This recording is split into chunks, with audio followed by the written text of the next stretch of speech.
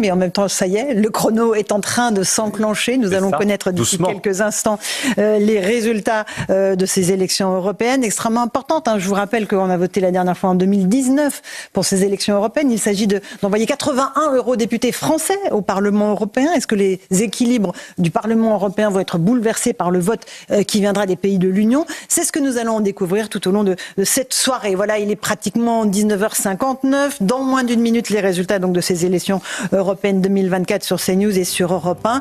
Des questions qui vous préoccupent, chers amis auditeurs et téléspectateurs.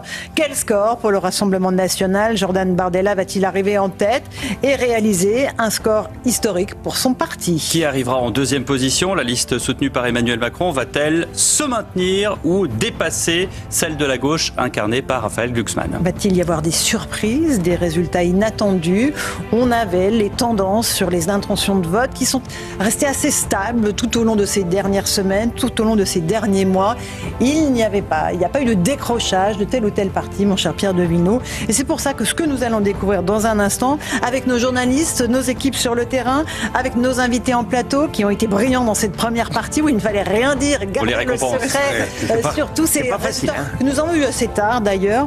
Mais c'est vrai que voilà, nous allons vivre tout ça en direct sur CNews et sur Europe 1 pour cette grande soirée des élections européennes 2024. Il est pratiquement 20h. Les rédactions de CNews et d'Europe 1 sont mobilisées dans chaque QG et ils sont là pour vous faire vivre sur CNews et sur Europe 1 les résultats qu'on va connaître dans quelques secondes maintenant, Laurence. Voilà, on est à pratiquement 10 secondes de ce résultat. Je ne sais pas comment on va faire en 2027, ça sera encore plus spectaculaire. Incroyable. Je pense qu'on est presque en retard maintenant. Allez, 3, 2, 1...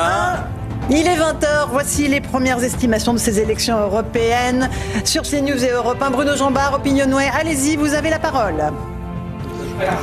Le Rassemblement national avec 33,3%, c'est près de 10 points de plus que lors de la dernière élection européenne, ce qui montre l'ampleur de la progression du Rassemblement national entre ces deux élections.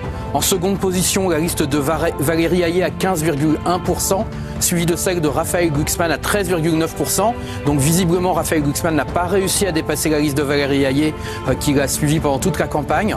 La liste LFI obtiendrait 8,1%, celle des Républicains 6,8%, et puis deux listes, celle de Reconquête et celle d'Europe Écologie Les Verts, obtiendraient 5,3%. Attention, avec un tel score, il y a encore de l'incertitude sur le fait qu'ils auront des élus ce soir. Pour l'instant, ils sont en position, chacun d'entre eux, d'avoir des élus au Parlement européen.